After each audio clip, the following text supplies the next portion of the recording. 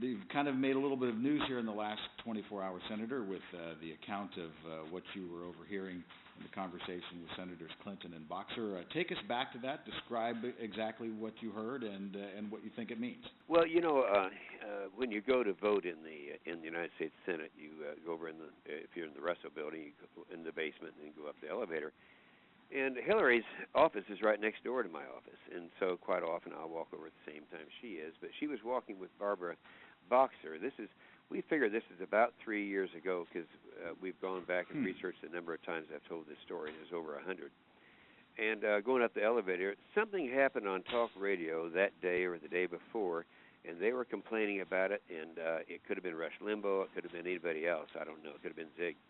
But they said, all you hear is that far right-wing extremist rhetoric on talk radio. There's got to be a fix to this.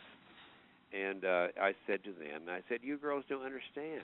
This is market-driven, and there's no market for your liberal tripe. Now, that's what happened. The only other person on the elevator was the elevator operator who was laughing. It was a lady. I think she's still there. Well, let me ask you this, because I believe in the account that you gave on the radio last night, the one that we put up on Breitbart TV. You said this happened the other day, so now you're saying it was a little bit longer ago.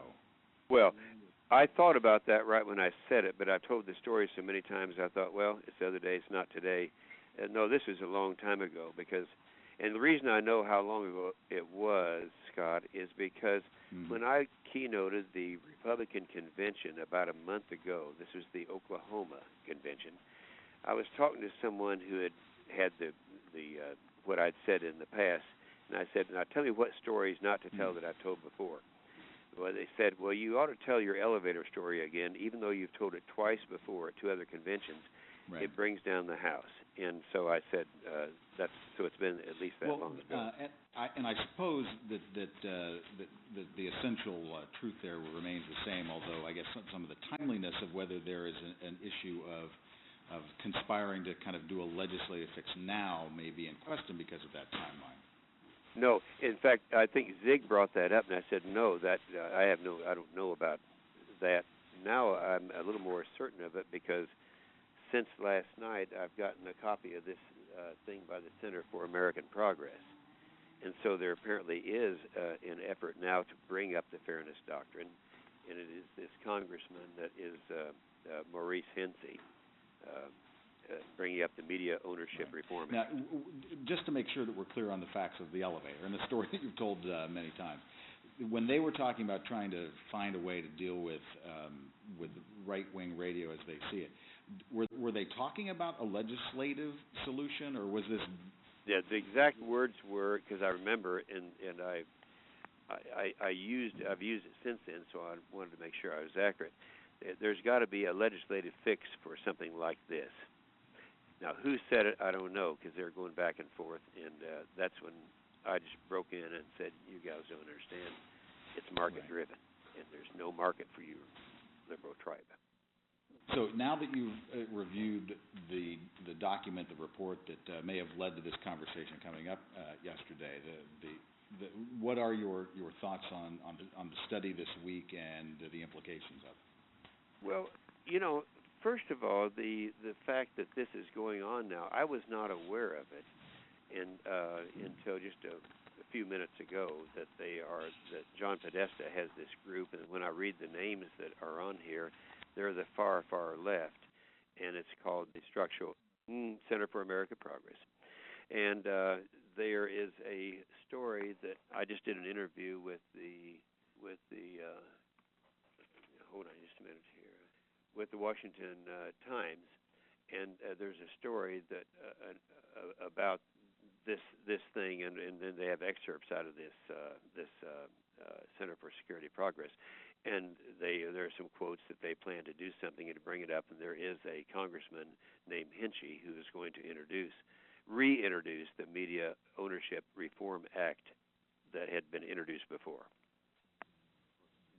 As far as you travel the country in your district and you hear radio programs on the air, obviously, talk radio does tend to lean to the conservative end.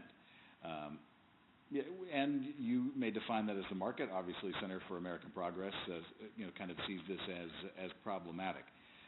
If there is, I have to stop you right there. Let me stop you and Sure. say we all know what happened to Air America, and that was going to be the liberal network, and it went into bankruptcy. Right. To me, that's the market. Now, do you think that was because they were dealing with liberal ideas, or that they were just dealing with liberal ideas badly or in a boring way? Well, I think it's always in a boring way when they deal with them, so I'm the wrong one to ask that question. The fact that they were Right. complaining. I hear this complaint all the time around the Senate floor, and just people are just Democrats go crazy because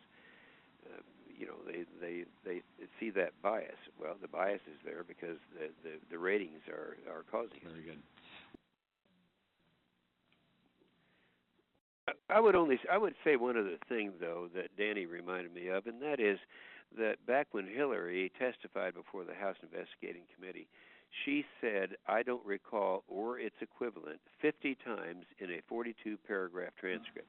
But although I suppose on the other side of that, I mean, there are conversations I've had, 3 years ago that I would probably have a hard time recalling. So, but when you heard them today, the statements from their offices saying, that you might need to get your ears, cleaned out, that this conversation never happened. Were you surprised?